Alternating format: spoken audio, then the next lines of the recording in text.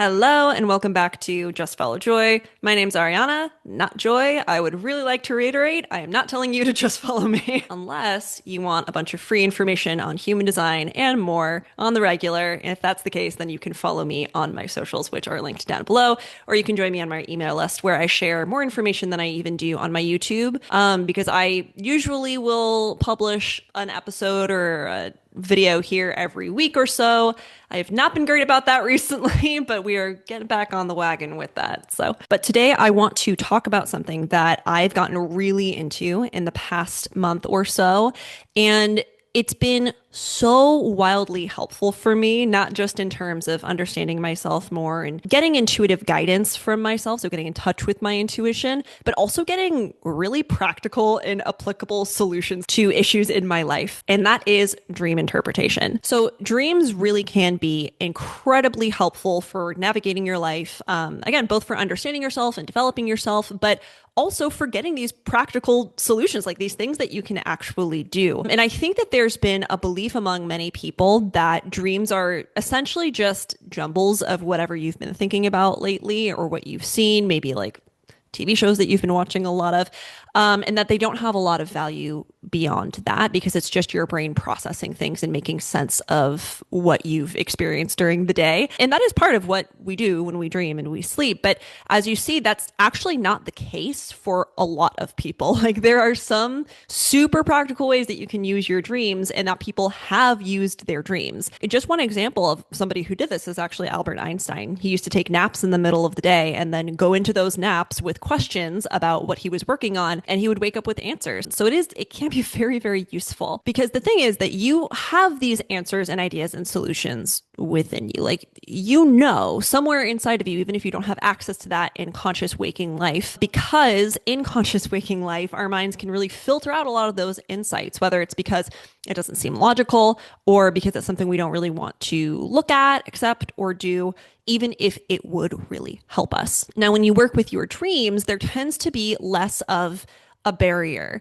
So it's usually a little bit easier to get access to those intuitive insights or different parts of yourself that could help you or are blocking you and you need to work with, or just get honest feedback. So today, what I want to do is one, a quick intro to dream interpretation, in particular, how we're going to be approaching it today.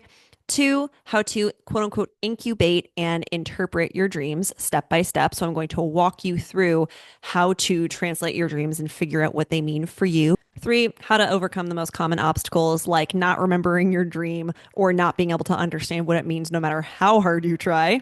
And then finally, I'm going to give you some real life examples from my dreams, how I interpreted them, and then I'll tell you what I got from that dream and how I used the guidance. Before we do, I want to mention that there are so many different ways to get in touch with your intuition and receive personalized guidance from wherever it is you think it comes from, your inner self, your higher self, your spirit guides, God, the universe, whatever, your subconscious. If you don't believe in any of those things, that's fine. And there are some people who are just not going to connect with this way. They're not going to enjoy it because maybe it's not for them. So if you try this and you're like, I don't like this, that's totally cool. It's not the only way, but I do recommend you try this. Don't get too discouraged if it isn't something that you quite understand at first. Like, it does take a little bit of practice with dream interpretation and dream incubation, which is a specific process that we're going to use and go over. But I do think that like pretty much anyone can be their own dream expert and get really good at interpreting their dreams if they just give it a go, if they,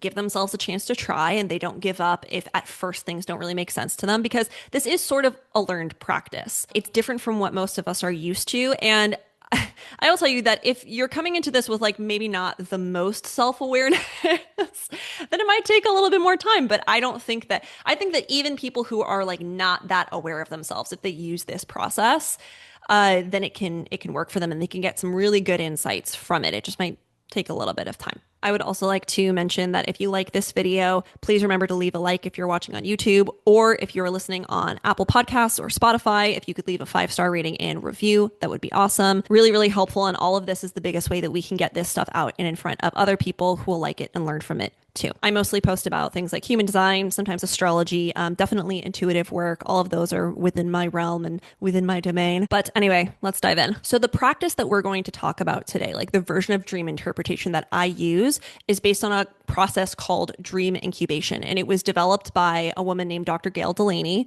who has a PhD in clinical psychology. And she specializes in dream interpretation and has been working with people in interpreting their dreams since the 1970s. Side note, I looked her up on LinkedIn and she graduated from Princeton as summa cum laude in what looks to be like 3 years. So she was like she's a very, very smart person. But what I really love about Dr. Delaney is that she takes this incredibly like humanistic, compassionate, and non-judgmental approach in her work, which you'll see is pretty important when you're trying to get helpful life guidance from your dreams, because oftentimes our dreams will speak to us in ways that we wake up and we're like, that was kind of like fucked up. Like you might think that your subconscious might be speaking to you through these stereotypes that you do not think it's okay at all to use in real life, and you're like, that's so regressive. But it's literally just because it's an association in your mind, and so your mind is trying to tell you something.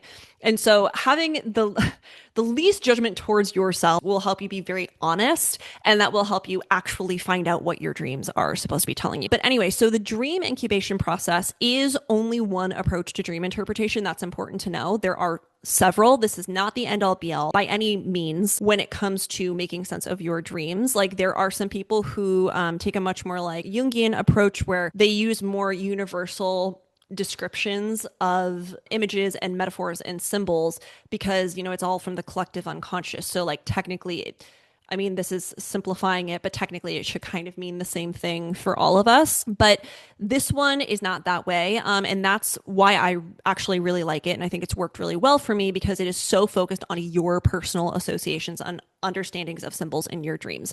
So it's all about you and tapping into your intuition and getting in touch with yourself. Like you are the authority of your dreams, and you'll see why that's the case. And by the way, I'm going to give you the basics of dream incubation, but I'm not going to cover all of it. So I definitely recommend reading Dr. Delaney's books. The book that I have is Living Your Dreams, and that's what I'm going to be pulling the information for this process from. So at the basis of dream incubation and why ultimately your personal associations and feelings about symbols matter so much is that you are the producer of your dreams. So like the producer of a movie. So like you set all of this self up for yourself. You chose those symbols. You decided that this person would play this role or that you would be going through this event or circumstance. So you or your subconscious or whatever, like it is really running the show. You are the one who created this. And Dr. Delaney says that your dreams are how your dream producer, which includes part of you that could be subconscious or repressed, or you're just not acknowledging, gets in touch with you. And this also means that the objects, the events, the characters, the people, like what those people are doing, again, like you set all of that up to get a message across to yourself.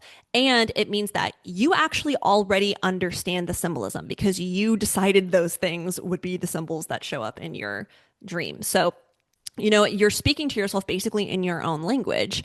And that thing was chosen because of your personal association with it and your own definition and understanding of it. So instead of universal translations of an object or event like a house or a snake or a glass of water or a grandmother, the way that you can really figure out what this thing means is what you personally associate with those things and how you feel about them. In particular, how you feel about them is going to give you most of the information. So what feelings did this person, place, or thing or dream overall elicit in you?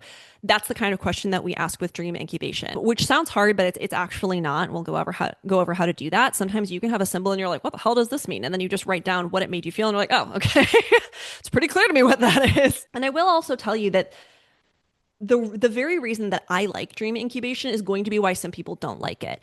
And it's because it depends so much on trusting yourself as the person who knows. I love intuitive practices. I love learning how to trust myself, and I love also teaching other people how to trust themselves. I believe that we do all have the answer in one way or another, even though we might get those intuitive answers and downloads in different ways. That's also something that, why I was so drawn to human design, because that's a big part of it. But there are going to be some people who they just don't feel comfortable with that. Like they'd really rather have symbols explained to them. I just got a text from my brother. Is it warm enough yet to go surfing without a wetsuit? Hell Yeah. It's why a lot of people like dream dictionaries because they can just have an answer and they can trust and they're like, here's my answer, right? And it doesn't depend on like you figuring it out at all, which is one way. If you want to do it that way, there's no, like, I'm not saying that you can't, but I really have gotten so much from this because I am somebody who puts so much emphasis on learning how to trust your intuition, how powerful that is, and that we are the one. Another thing that Dr. Delaney says in the book is that it can be really tempting to discount symbolism in your dream because you've realized that you've like been thinking a lot about that thing in waking life or like you just watched a movie about it, but she says that oftentimes maybe honestly, most of the time, your subconscious is using these things as a vehicle because they're top of mind. So it's not like the only reason you're dreaming about a shark is because you watched Jaws the night before. Happy 50th anniversary to Jaws. It could very well be that this is, just an easily accessed image or symbol that it's using to tell you something important because it's at top of mind. So, for example, I've been watching a lot of videos by Alyssa Grenfell on her experience as an ex-Mormon. And so I had a dream where it was like I felt like we were like Mormon settlers and it represented something else, but it was using the images of I was about to say Mormonry. It was using the imagery of Mormons and their experience as pioneers moving from Illinois to Utah because it's like was so top of mind for me and it was easy for me to like tap into the feelings that I have about that and use it to understand how I feel about other things in my life. And I think right now would be a really fantastic time to introduce what I think is a pretty important concept. So important that when I originally forgot it in the first recording of this video, I decided that I should record a separate piece and add it in, which is why I'm wearing different clothes because it's at a different point in the day. And that is the concept of top dogs and underdogs. So the concept of top dogs and underdogs originally comes from a school of psychology called Gestalt psychology. If you studied psych in college like I did, you might be familiar with this.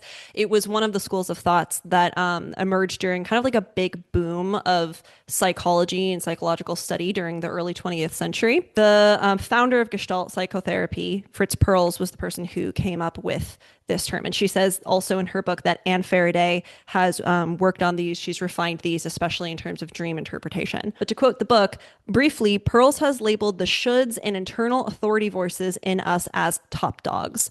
Relentless perfectionists, always telling us that if we give into our impulses instead of doing what we ought to do, something terrible will surely happen. Underdogs, representing the basic needs that top dog structures frustrate, will fight to get their way even if they have to content themselves with simply frustrating top dogs' goals.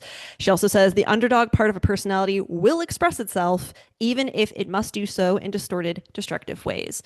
It's essentially what you resist persists, and Carl Jung talked a lot about this. He was like, you can try to shove down the shadow, but it's not just going to go away, right?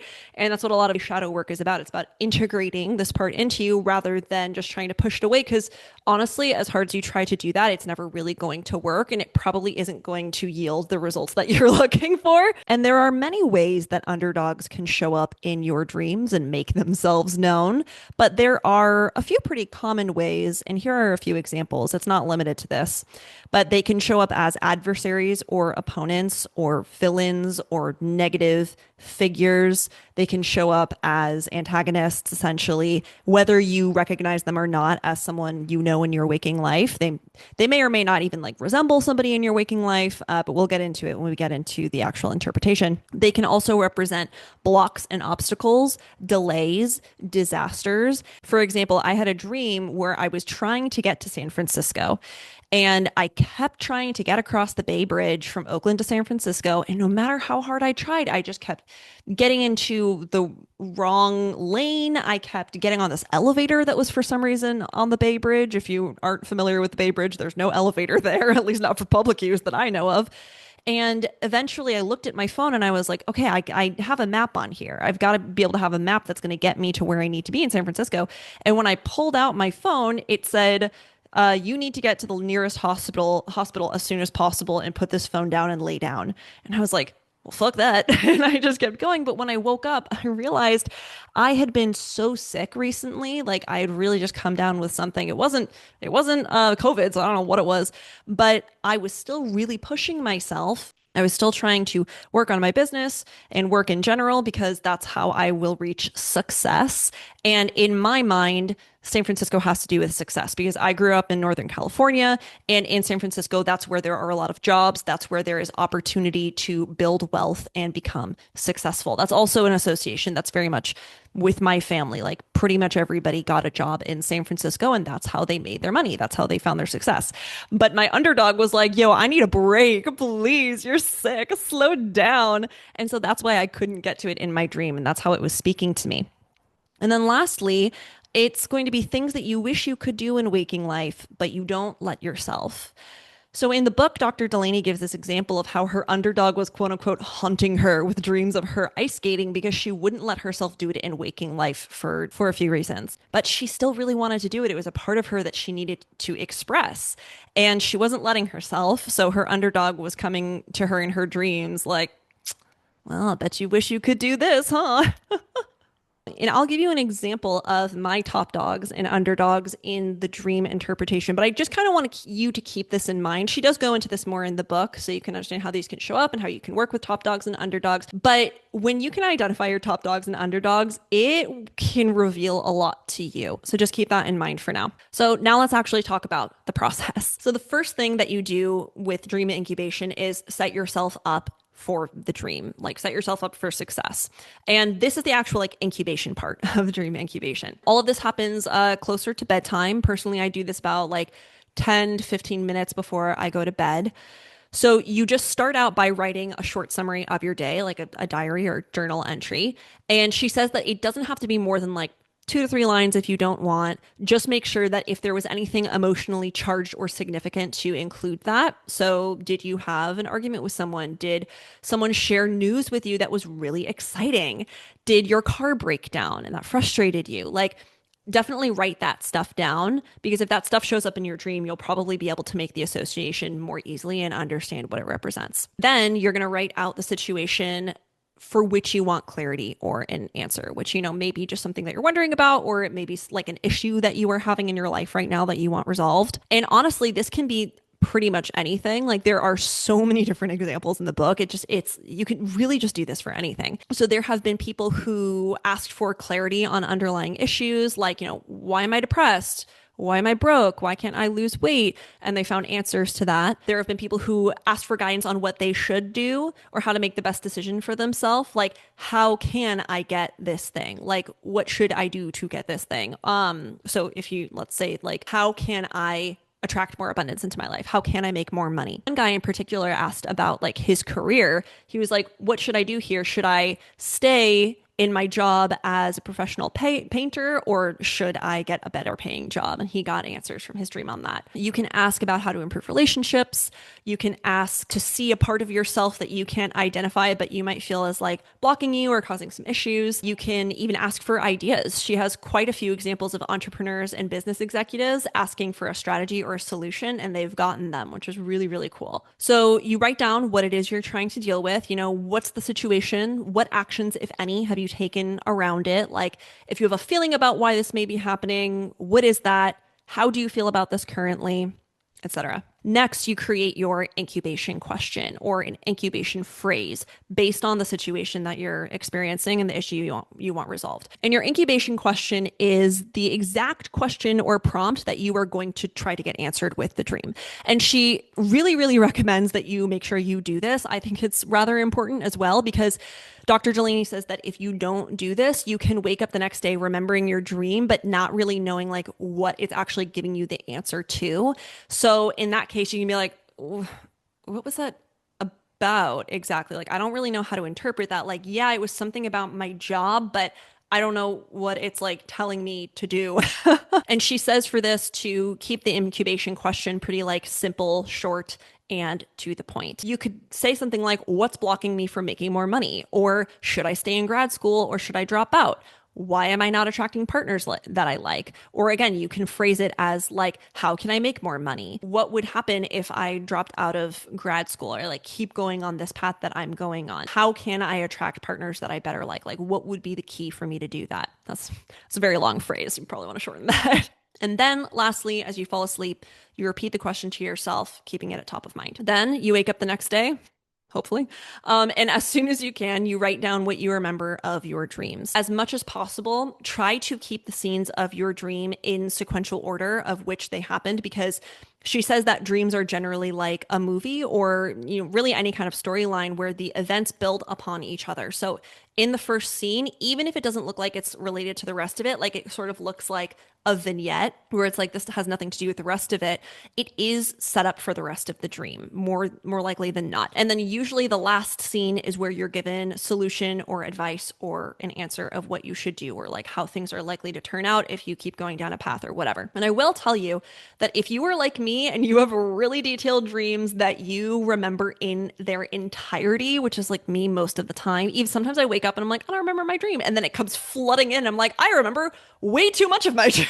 It might take you a while to write this down and interpret the stuff, especially at the beginning. It's just because, like, personally for me, I never know what parts are important, so I just write it all down. Is it important that this baby who looks like also kind of a chihuahua is wearing a red hat? I don't know. Let's find out. Also, something pretty important that I almost forgot to tell you is do not leave something out of your dream recording just because when you wake up, you think that doesn't make sense or that probably doesn't mean anything. In the book, she says when you wake up and you're first writing this stuff down, that is the worst time to decide if something is worthwhile.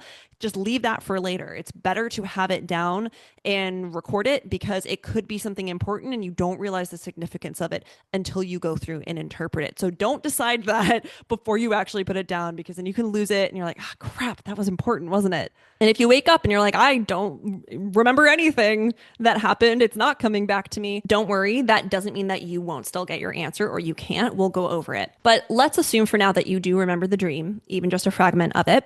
This is where you start with the quote unquote dream interview, which is a series of questions for each part of the dream, or at least its most significant parts. It's really up to you. It can be really helpful to have someone else ask you these questions. So, like an actual interview between two people, because the other person may prompt you to go deeper into certain things or remind you, like, hey, didn't you say X the other day? That seems like that could be related. And if you do want to do this with a partner, just a warning, like, make sure that the other person isn't putting their own interpretations on what they're asking you. Personally, honestly, I like to do this on my own. But if you do want to do this with a partner, she has some really, really helpful guidelines in the book to make sure that you help each other get the real interpretation and you don't like lead each other the wrong way based on the interviewer's own associations or biases. And this is where things get really interesting and where I think this approach to dream interpretation becomes so uniquely helpful. Like I said before, it is all based on how you feel about things and how you see things. So first, and importantly, the question you usually start with is, when you re-experience the feelings that you had in the dream, do they remind you of anything in your current life?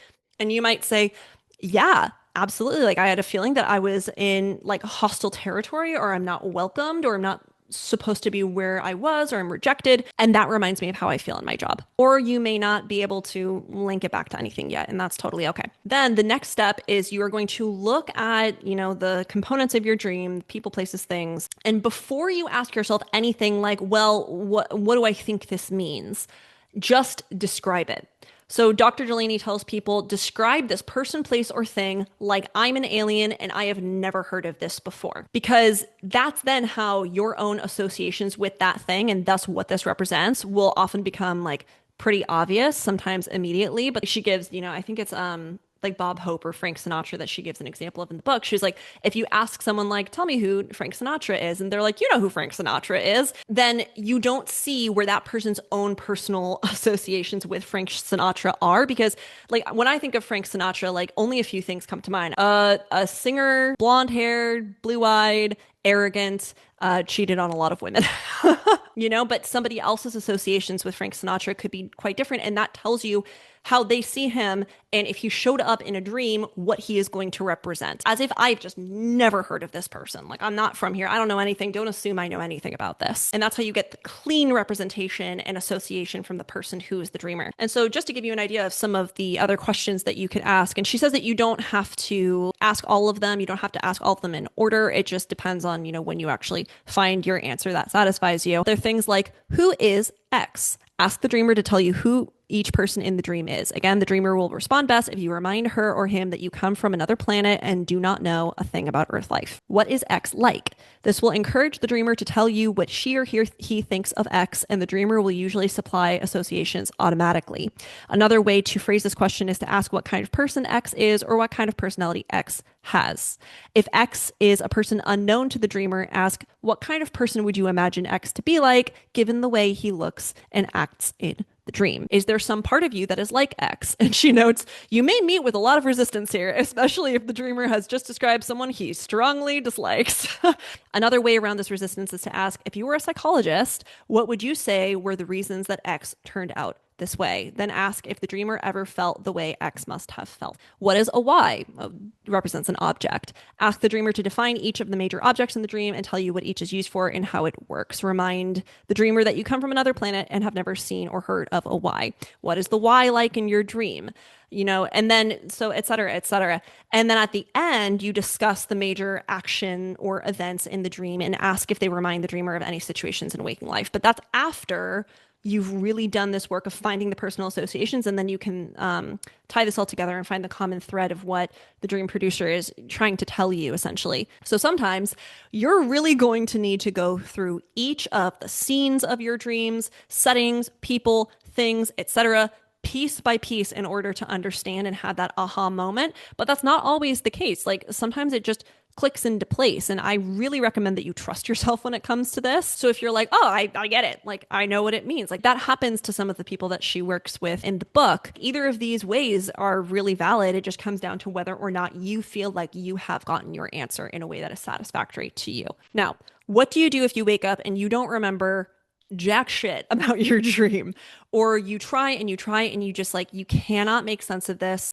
or you only remember a fragment? If you are someone who just can't remember the dream, or in general, you have a hard time remembering your dreams, understand that you can still get your clarity. It just might not look so direct as you going through and interpreting the actual dream, because your intuition or subconscious will very likely still try to get your attention through symbols or metaphors in your waking life, especially the next day. So your subconscious may draw your attention to a billboard, which triggers a sudden insight. Or you go like, oh my God, that's it. That's my answer. Or it might even trigger a memory of your dream. Or a song may be playing in your head and you're like, why am I hearing this song? You think about what the theme of that song is and you're like, oh, that's my answer. Okay. So your dream producer, who, remember, is you, will still be trying to get your attention and still will be able to get your attention. And I mean, to be honest, even before you set yourself up for this dream, I guarantee you that your intuition was trying to get in touch with you anyway.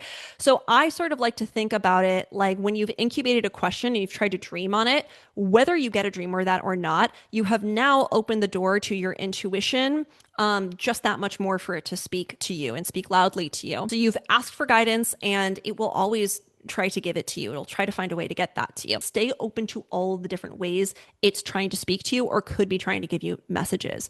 So, there are lots of ways that it may try to get your attention. Just stay aware, especially of the things that spark feeling or really land with you. And that's actually what happened to Dr. Delaney at one point. So interestingly enough, it was a question that she had about how she should structure her book, this book, Living Your Dreams. And she couldn't remember her dream, but she just had this like insight the next day. I think she had a shower thought where it just like became really obvious to her. I think it might have been a song that came to her in her head. So just stay open to that and don't immediately write off this experience as a failure or you not getting your answer, because it really is you just opening the door more to your intuition speaking to you. Now, if you have a dream that you do remember, but you just can't understand, I really, really recommend that, one, you don't worry or stress out about it. And two, you honestly just walk away from it for a little while, because that gives your intuition room to breathe. So don't I really don't recommend you just like sit and like think really hard about it, because when you look away, it just gives other creative parts of your mind ways to give you sudden insights. It's been shown that your mind is still processing this stuff, even if you're, like not consciously focused on it. And it really is usually when we're the most relaxed and not focusing on a problem that the solution or insight is going to pop up in our mind. Even though you may consciously not be focusing on this thing, it doesn't mean that you're not going to get your answer. And in fact, by not doing that, you're probably going to get your answer and insight more easily. Also, and this is, my belief, but it has turned out to be true for me and many other people, but your inner self and intuition are not going to give up on trying to get a message to you just because you didn't get it the first time. Like if it's important, it will try to present it to you in another way, probably like every way that it can. And if we're just talking about dreams, like I've had dreams where I was like, what does this represent? Like I just don't know. And then I've had several dreams following that, which had different symbolism, but produced the same feeling in me. And I was like, oh, okay. So there's a common theme across all of these. That's the message. I didn't get it the first time through the symbolism that my dream used. My dream producer just tried to use different symbolism to get my attention, and eventually it did. If you have just a fragment of a dream, that's actually really not a problem at all because you can still work with that. There are some benefits to only having like a small fragment of a dream because then you know exactly what it is to focus on. In the book, there are people who only remember one scene, like a very small, or like it's just like one symbol that they remember. And then they end up being blown away by how much it helps them and the answer that they gave them. There was one woman who literally only remembered that she saw an old television set on a small square table. And that launched her off into this whole new stage of self discovery and helped her resolve this issue she had been dealing with. And it really sounds like it changed her life, to be honest. So, that is the dream incubation process and a couple of the obstacles you might hit and how to deal with them. Now, I really do want to give you a couple of examples from my own dreams and how I interpreted them so you can see how this works because she gives a lot of examples of that in the book, and that really helped me understand how this works. First one is a little bit longer, and I will go through the questions mostly so you can see how I interpreted it through that. And then the second one, I'm just going to tell you what I pulled from it because it's pretty obvious for me and it was a pretty short one. For the first dream, my question was, why have I been feeling so low lately? Because in the past few weeks, I've been feeling kind of unmotivated, pretty blue, sad, depressed. And then I had several good days and I was like, oh, I'm out of this, like I'm back on my roll. Then I started having days again where by the middle of the day, I was just so blue and so truly sad and down. I was just like, I couldn't do anything. I barely wanted to go outside or work on anything. And it was really frustrating to me because like I wanted to do things. I wanted to want to work. I wanted to have motivation, but it felt pretty debilitating. And since I work for myself too, I was like, well, I don't like have to do anything right now. So I asked this question. This is my incubation question. And then I went to sleep. And this is the dream I had. So this is exactly what I wrote. The first thing I remember is that I'm in an area of undeveloped land on the coast. I'm with a man and his children, or maybe there are children. We're thinking of settling here and building a house. This is what I was referring to before with the Mormon imagery. I see a flounder go by in the water near the surface of the water, and the man says, oh, I'm going to catch so many fish here, and he's really excited. I think this is strange, one, because flounders are supposed to live and swim on the floor of a body of water. That's, why they have both eyes on the same side of their face is because they lay down on this on the ground or the sand. And then two, it's because like the fish looks kind of dirty. And I remember thinking, I don't think we should eat those fish.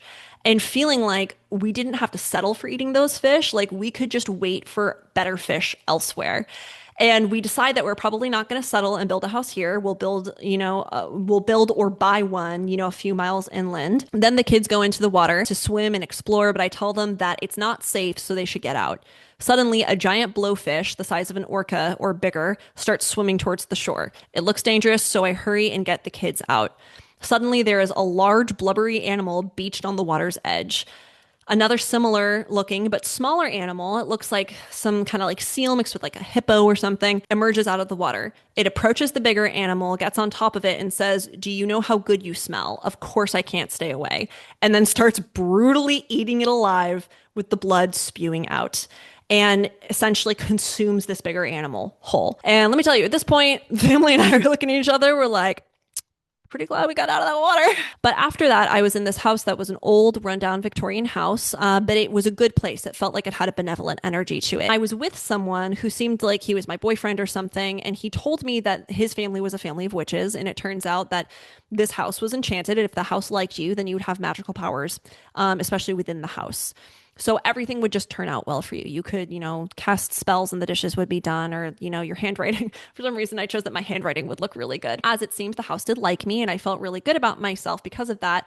Like, yes, I know I'm a good person. I know I am special and I deserve to have these awesome magical powers. Then we met with this group of people at a town square near the house and we went back to the house with them. I am very well received by everyone in the group, even though they just met me. One of the guys said he's always thought of me positively. I just never gave him the time of day. One of the girls, she seems like a friend of a friend, someone I just met in this group, had been given a sort of talk slash variety show, and this is her debut episode of the show. She's skinny, dark, pretty, and in a sparkly black long sleeve dress. She does not look like me. Her dress reminds me of like a Bob Mackie dress that Cher would have worn on the Cher show. We all help her out in getting through the show, trying to fill the space with segments. We try to make some food and serve it to the audience. However, she's worried that the show is boring and it's not good. And because of that, they're going to cancel it. I tell her not to worry because lots of shows were like that at the beginning. There's a lot of room for error. I say the Cher show was like that at first too. Don't worry. I tell her that she's supposed to look at the first episode as experimentation, just trying things out. That's always what the first episode is like. So that's what my dream is. I know it sounds pretty, I told you they're pretty complicated most of the time, and I have to like sift through what's actually important or what's not. But let's break this down. First off, question number one. Did the feelings I experienced in the dream remind me of anything that I'm experiencing in real life currently? Yes, they remind me of staying in places or dabbling in energy that I feel are places and energy I do not want to be in. And honestly, sometimes I feel some of them are kind of quote unquote beneath me. And it feels like if I'm staying there, I am settling for something. And there's a part of me that asks, like, why am I doing that? Like, why am I engaging with this thing or this person that I do not want to engage with? Because I know where I actually want to be and what I actually want to do. And it's not here, right? It's not this. Why am I wasting my time? So that is the feeling that I have. And in particular, I am experiencing this in my career and how I show up online. Because I think that there are a lot of things in online business in general, and then your online presence, where you are expected to do these things like interact with people, be available and open to people, respond to comments. If I've responded to your comments or your emails, I wanted to. That's why I did that.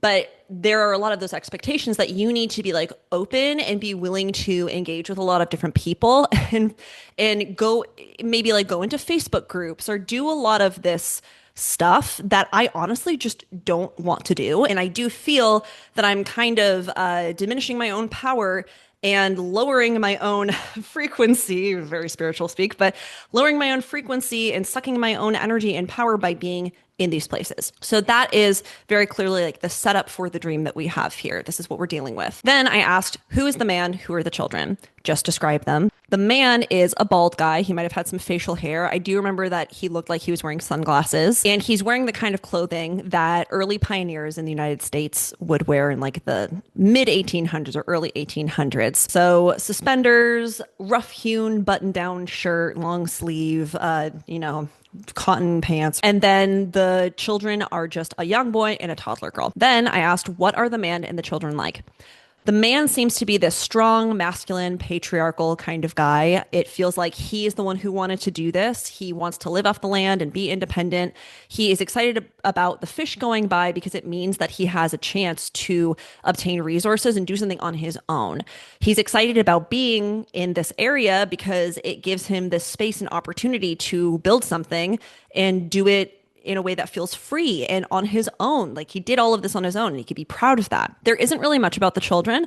They're just little kids. The boy, again, he's like a toddler, maybe like at 4 years old or whatever. And then the little girl's just a little girl that I'm holding. Then I asked, what are the man and children doing? The man is observing the land like me. He likes it and he's excited about it, but he does agree with me that we should move farther inland because there's some sort of development there. There are more people. We have access to more things that we will need.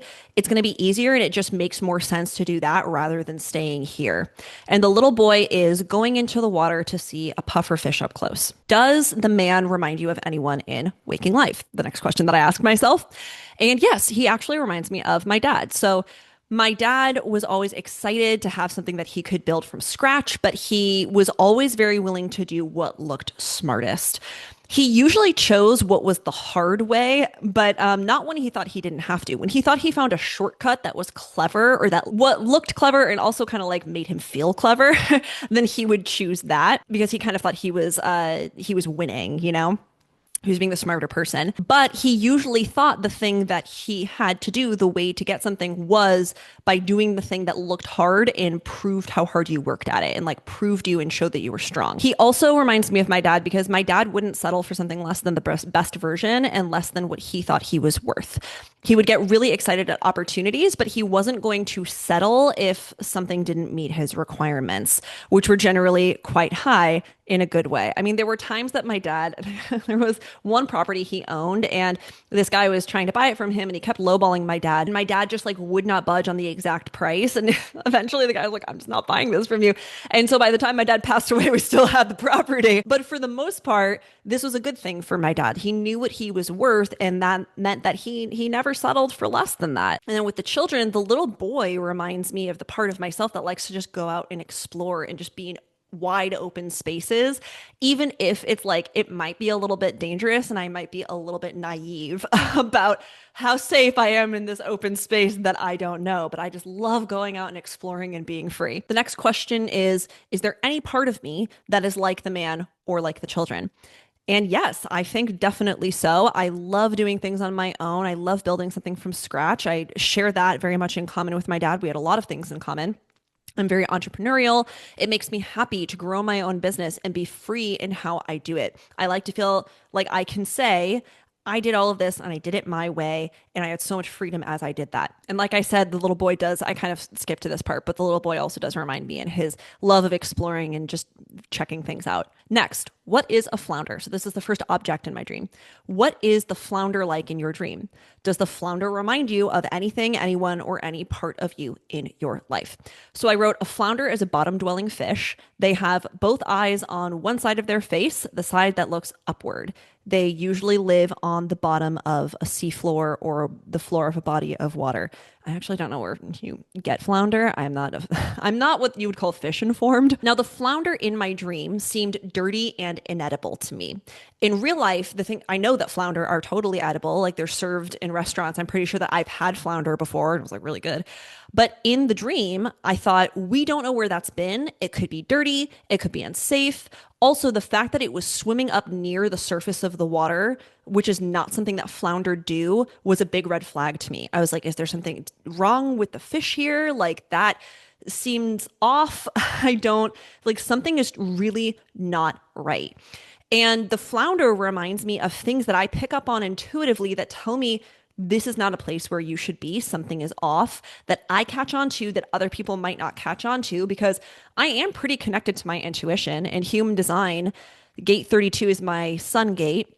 And gate 32 is very deeply connected to instinctual intuition of I know this thing is right for me or not. I cannot explain why I know that, but I'm picking up on something. And if I want to remain healthy and vital and in a good state and safe, I should not interact with that thing or I should not be in this place. So I really do think that the flounder was like the first red flag and the first sign like you should not be here. And this is like not something also that you want to settle for because it like kind of grossed me out. Next, what is a blowfish? And then all the same questions as above. So a blowfish is a spiky fish that gets big as a balloon. I don't know if all of them are poisonous. I'm pretty sure some of them are. So it's not necessarily a fish that's safe to be around. Even if it weren't poisonous, it's spiky.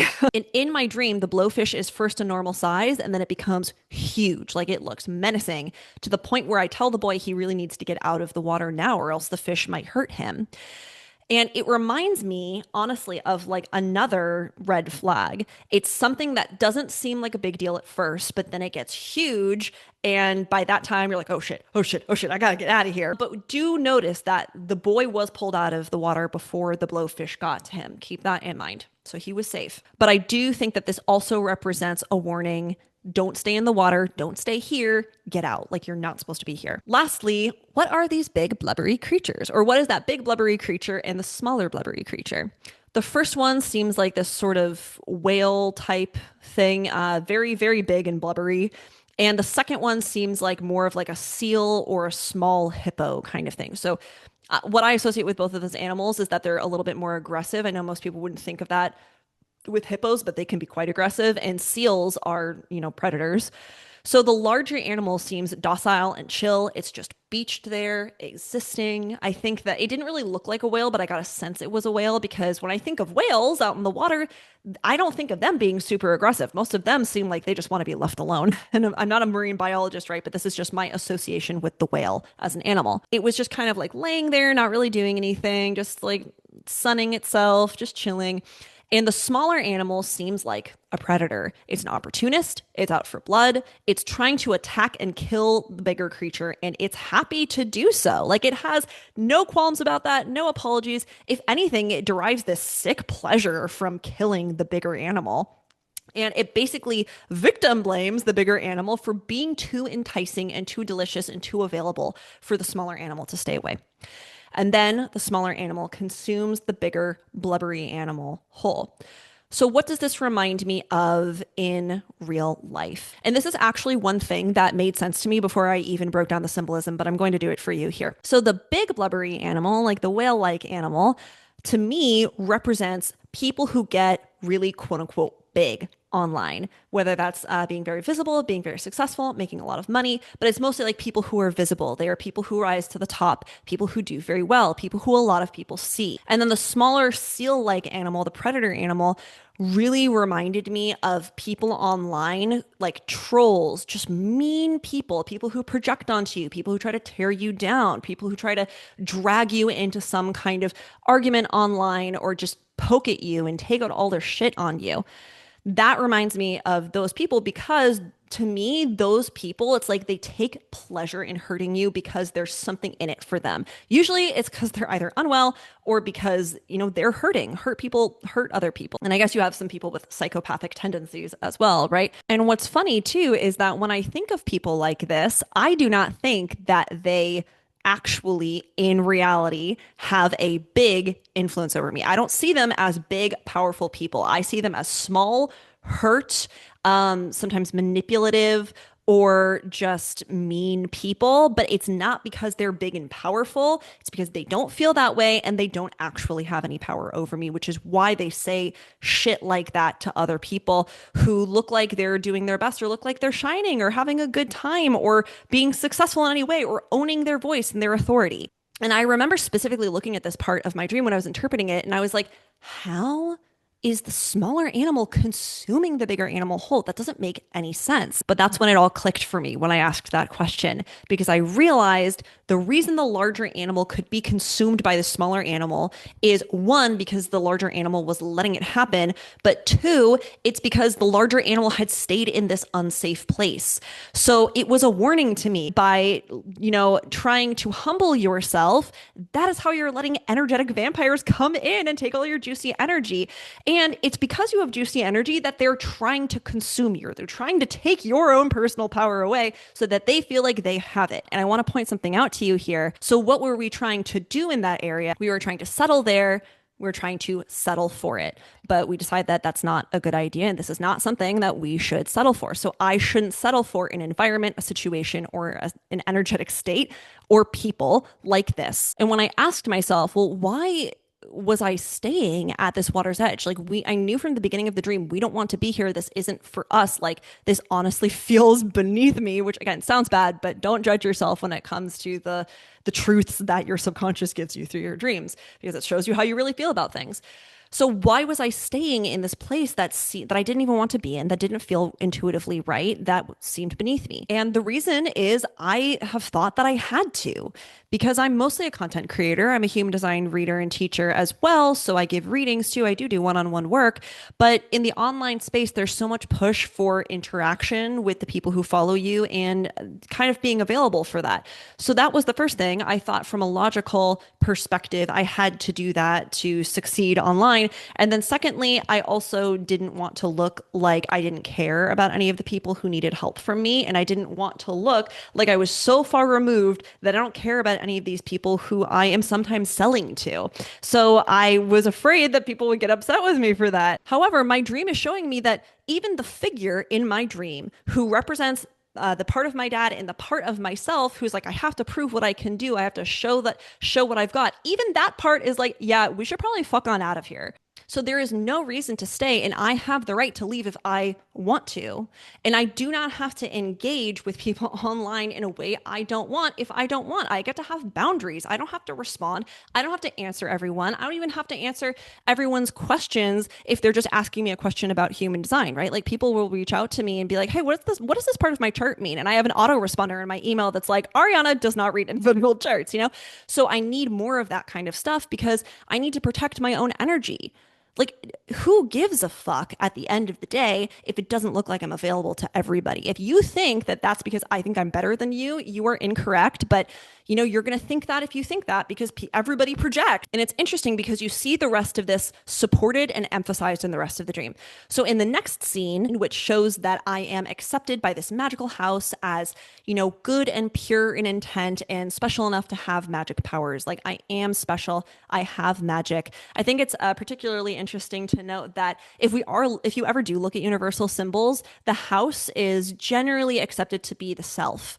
So it's almost like, you know, I mean, you don't have to look at it that way and it doesn't always represent that. But if you were to look at it that way, which I identified with, then it's like I am accepting myself as magical and worthy of having these powers and worthy of owning that. And if I walk away from that, you know, rough, water's edge area and I go do something that feels better, things will still work out for me. Because remember, in the house, if it likes you, things work out for you.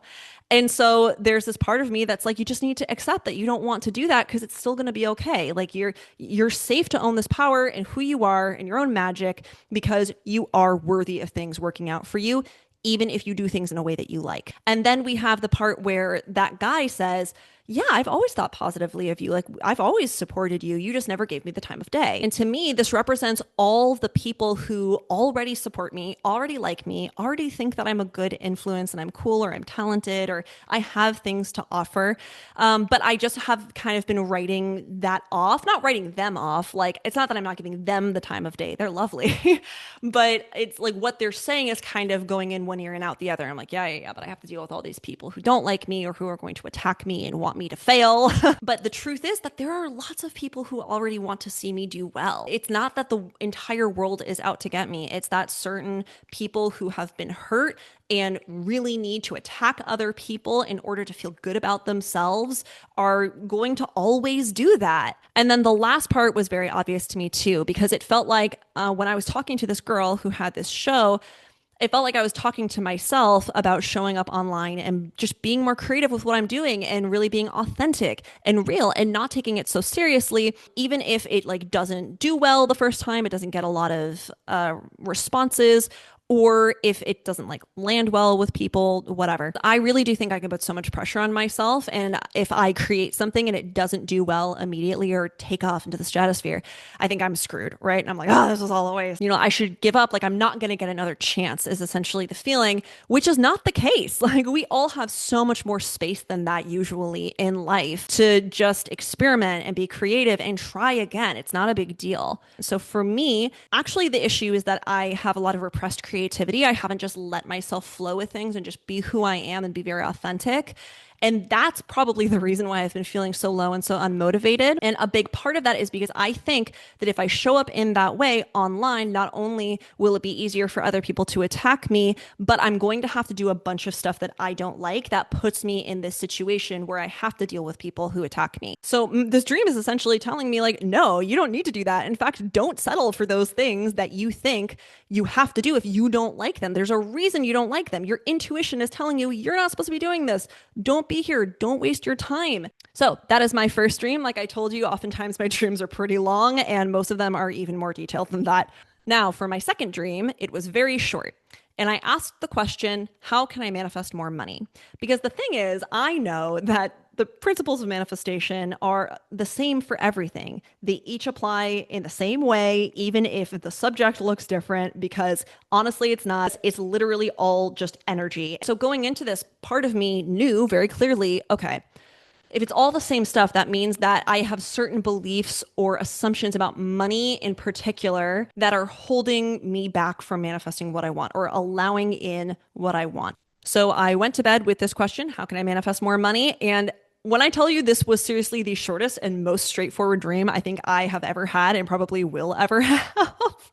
I am not lying to you. It was the most straightforward way my inner self could give me the answer, barring a voice just coming in and saying, like, do this, don't do that. So I'm standing at the front of a checkout line in a grocery store, and I see the bagging guy, and he says something that I can't really hear, but I smile at him politely. I'm like, oh, well, yeah, totally. And then I look away for a moment, kind of not paying attention. And I look back, and all of my groceries are already bagged, and it's a lot of groceries. And I was like, cool, all set. And so I grab them, I have them in my cart, and I'm about to walk out the door. And then part of me thinks, wait, I didn't pay for these. Did I not pay for these? I don't remember swiping my card. And the bagging guy and the cashier both go, no, no, no, no, it's taken care of. It's fine.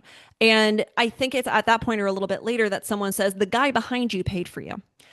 And I was about to walk out, but I was still like, I don't know. I was doubting it. I was like, are you guys sure this has been paid for? Like, I don't have to do anything for it. I would feel really bad taking these if they weren't actually paid for and this was a misunderstanding.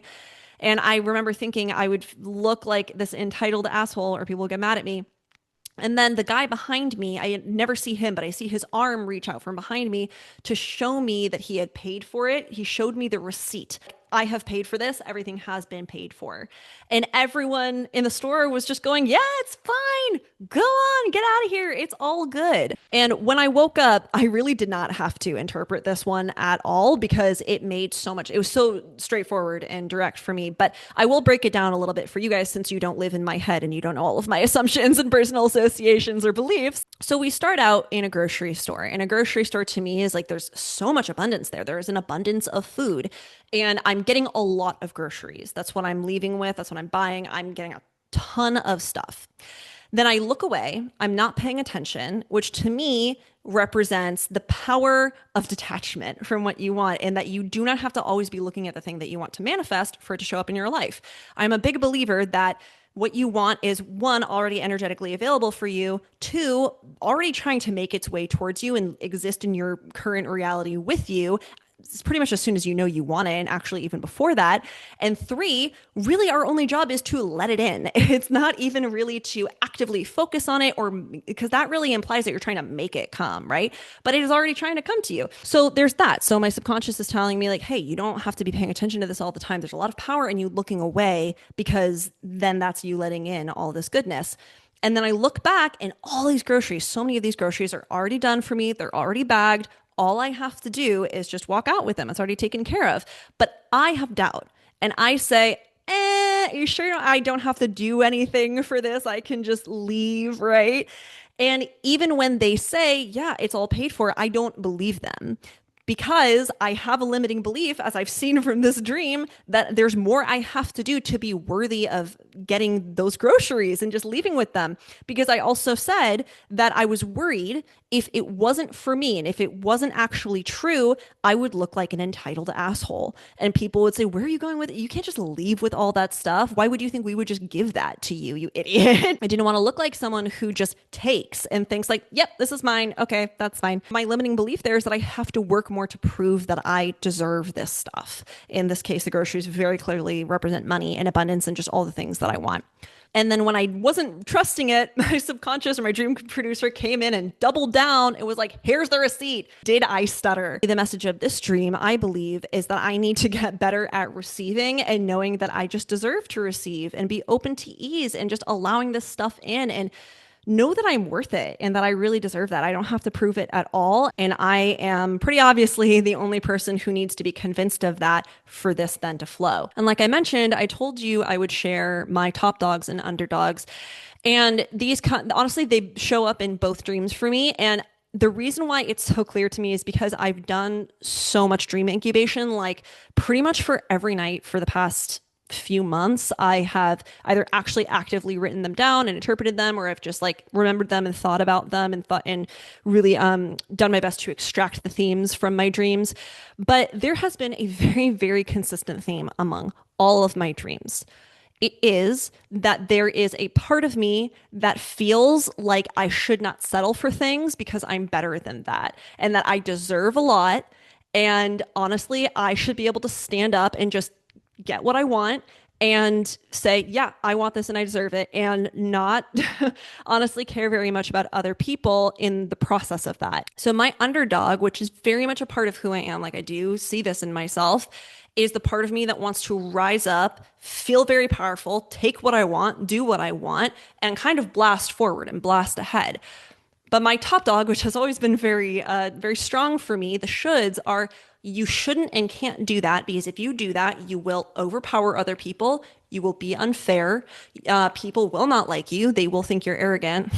Oh no, being arrogant. Basically, that I would become a really bad person. And on top of that, people would see me as a bad person. I have realized throughout this, like, I can't just say, like, I don't like that. I think that that's kind of beneath me, or I think that I'm kind of great, because I've been so afraid of what that would say about me. And that the result of me taking those actions would turn out quite badly for me. But remember, the underdog doesn't go away. It is a part of you, and it is clearly a repressed desire of mine. And it's really become so clear to me through my dreams because the theme over and over and over again was me kind of like being in some kind of place or around a certain lifestyle or with a certain thing. I remember in one dream, I was in a house and thinking, maybe this is okay for some people and that's all right, but this is below my standards and honestly beneath me and beneath what I want.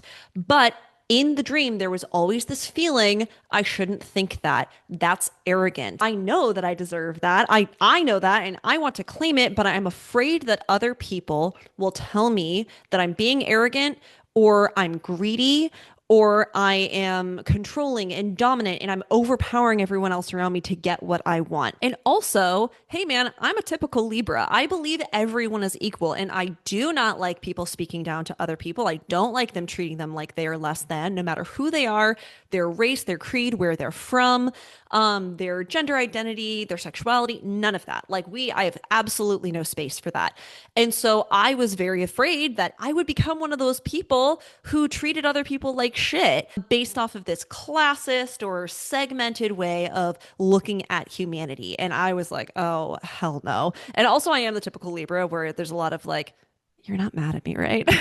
Side note, something that's really interesting, and I don't know if this is my friend's pet theory or if this is a well-known thing in astrology because I'm not familiar enough with traditional Western astrology to know, but he told me that whether he said he never says I believe, he says I know. He has channel 4323 and human design. That's the I know channel. But he said, yeah, the shadow version of your sun sign in astrology will be the sister sign.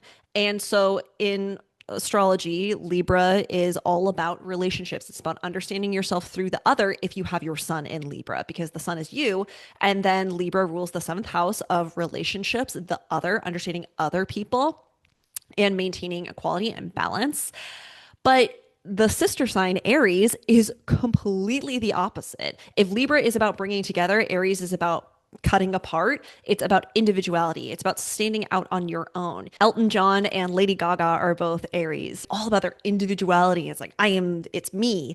And so I've been afraid of that Aries shadow side of myself if we're going along with this hypothesis that he has. Because I'm like, oh my God, well, Aries is the god of war. So what if I leave a path of destruction in my wake? So there was this battle between my underdog, which wanted to rise up and claim what I want and be big and shine. And then my top dog, which said, that's not right because that's not fair to other people. But this has really held me back from owning my own power, which is very necessary for the kinds of things that I want to do in life and also just for living a good life. I think that anybody needs to do that. I've always identified as a very strong person, and I can see from dream interpretation that a lot of my problems have been from not just claiming my own strength and power. As I am now approaching my 30th birthday, I think of something that a psychic medium once told me, a different psychic medium than the person I mentioned in the intro. I've seen a lot of mediums, but he told me when I was about 23 that by the time I reached 30, I just would not care what other people thought of me anymore. And I have been clawing towards October 2025 ever since.